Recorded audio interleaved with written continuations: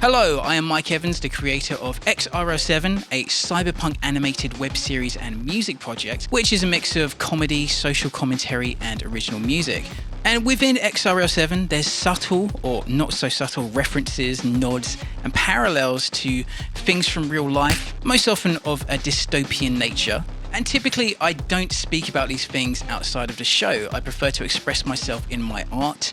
And yeah, I generally keep my view about things to myself. And certainly with the show, my view is that regardless of your worldview, the show is for everyone. And I hope you can find something which you enjoy in it. But that said, today I feel the need to do something different, step up and use my pixelated platform to draw some awareness to something which is going on in the UK at the moment and encourage you to act. It's very easy to take an action on this, only takes a few minutes. And if, like myself, you prefer your dystopia to be in a fictional, pixelated format instead of a real life Orwellian sort of vibe, then I would encourage you to check this out. Even though this is a UK thing, even if you're not in the UK, it's very worth knowing. And hey, if you want to get a VPN and send it to UK and, tinker about, I ain't gonna stop you. So essentially here in our glorious country where the police can phone you up about tweets to check your thinking, the government has been quietly trying to get through some consultations for some legislation for something of conspiracy theory nightmares, digital IDs, digital currency, and something called road user charging, which is essentially tracking your movements, and on top of any other energy bills that you got going on, you're going to get charged for that. So even on the surface level, these things should raise concerns for you. But it's more about the implications of these things as well, the gateway, where all these things may be potentially leading and are only a few steps away from. So these things are going on very suspiciously quietly with a very short window of time for public to feed back. They're having consultations which will turn into legislation, and they're trying to implement these things by December this year. The first one, digital IDs, the time for public feedback ends on the 1st of March, which I think is next Wednesday, and the others are put on screen now. This absolute hero made a video with links to all the places where you can respond, and even a set of answers that he did that you can change and tweak and mess with as your heart desires. So please do check out his video, which there's a link on the description of this video and probably a caption cardy thing somewhere, because it's better to do something than nothing. But I encourage you to voice your concerns about these things while we still have time. It's certainly better to take some form of action than no action. So why is this so concerning to so many people? Well, as I say, just looking at the surface level elements of this. So with a digital ID on gov.uk1, as they're calling it, essentially allows an unprecedented amount of your information to be shared across government departments. This includes things like address, photographic information, which is very vague, passport, driver's license, some very vague language in there which can apply all sorts of data. And it does say transactional information, for example, income. So that means various parts of the government have access to information which they just have no business having access to. Someone in the DVLA, in like the motorist part of the department, can see tons of information about you which should have no relevance to the status of your car or things like that. And this digital ID ties into the digital currency, the digital pound. And there's a very strange line about how they can turn access on, which implies that access can be turned off. And if you don't think that's something which governments might do, restrict you access to your own money, then hey, you want to hang around till later in this video. Essentially, the thing about digital currencies, every single bit of money you own is monitored and recorded. If you're doing something cash in hand, if you've got savings in a cash format somewhere, or give coins to a homeless person on the street to help them get a meal, what coins? There's lots of things we could say about that, but I really want to keep this video as concise as I can. Moving on, digital ID yet again connected to road user charging. As I understand it, on top of you paying for fuel for your car and all the insane energy bills in the UK, basically depending on the vehicle that you own, the type of vehicle, you have this app, it tracks your movements, and anytime you drive somewhere, you get charged for it. And depending on the area and your vehicle, you may get charged more or less. And this is not something which is tied to the vehicle itself, but you as an individual. So it doesn't matter if someone else is using your car, it's you, your movements. Now, just on the surface with these things, just this on its own should be something which concerns you. The biggest thing being privacy. There's information which certain departments, they just should not have access to this information about you. But here's the thing. Just like so many pieces of legislation and things that get through, usually by being sold on their benefits and saying how convenient it will be for you and me, and maybe for some form of greater good. And then once they're in and the infrastructure is there, it's very easy for it to lead to something else and be built upon, and more requirements and more functionality. And why are people so concerned about this sort of system? Well, it's because it's just a few steps away and moving towards a social credit system. What is a social credit system? Well, I encourage you to go to YouTube and just type in social credit and look at one of the many reports about that. It's essentially a system which is implemented right now in China, where they've got like 200 million cameras, no exaggeration. Hang on, is that right? Let me fact check that. Yeah, 200 million cameras that basically survey the population, and the citizens are closely monitored across all sorts of aspects of their lives and get a score depending on whether or not they are a good or bad citizen, which basically means how compliant they are with what the government deems acceptable.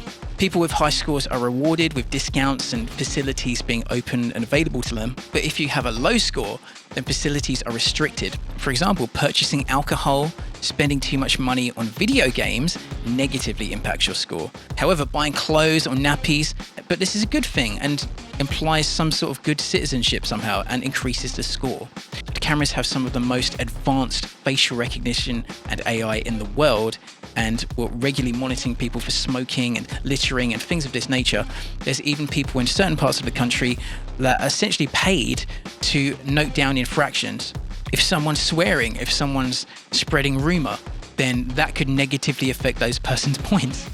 So what happens if you have a low social credit score, or you get blacklisted? Now this can happen for a number of reasons. Say you're late paying bills, say you've got some medical bills that are causing you a problem, or one particular case study, which one of these reports showed, is a detective who essentially tried to expose some corruption of a government official, and in turn was basically tried for defamation and blacklisted.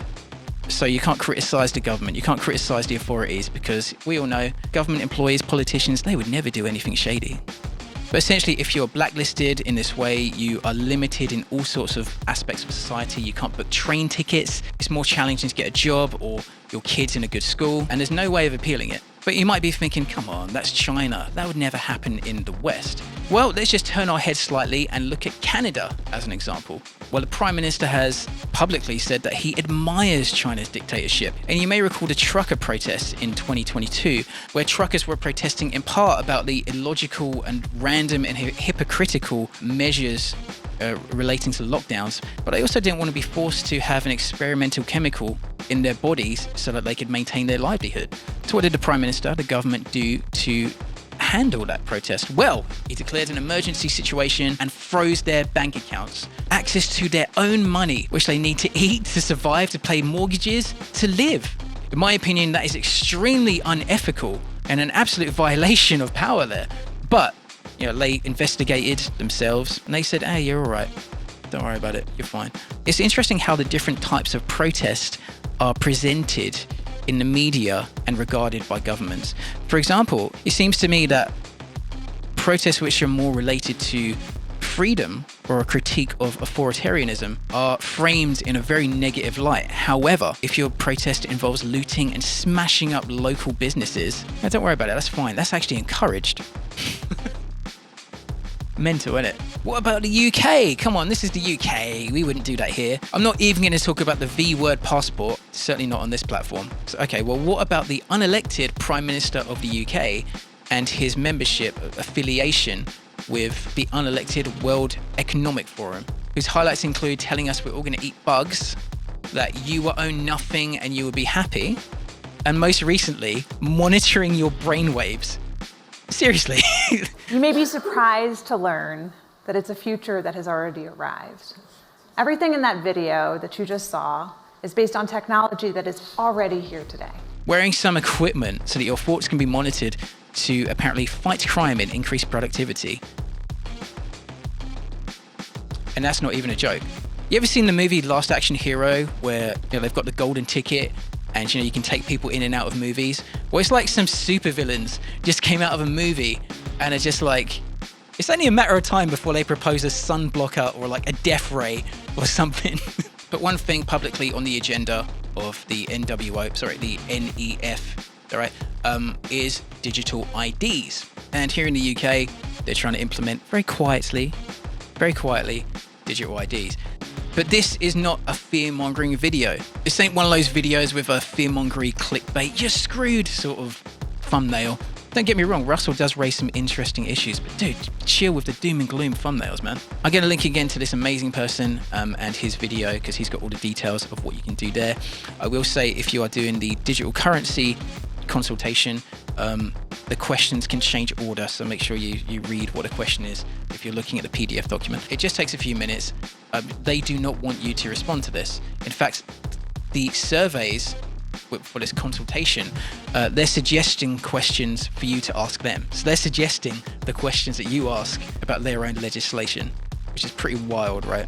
If you're skeptical or lazy and you're like, nah, I won't do the survey, I'll just ignore it, you know, we won't do anything. To you, I would say, mate, it's better to do something than nothing. And I want to take this opportunity to say well done to everyone who's spreading awareness of these issues.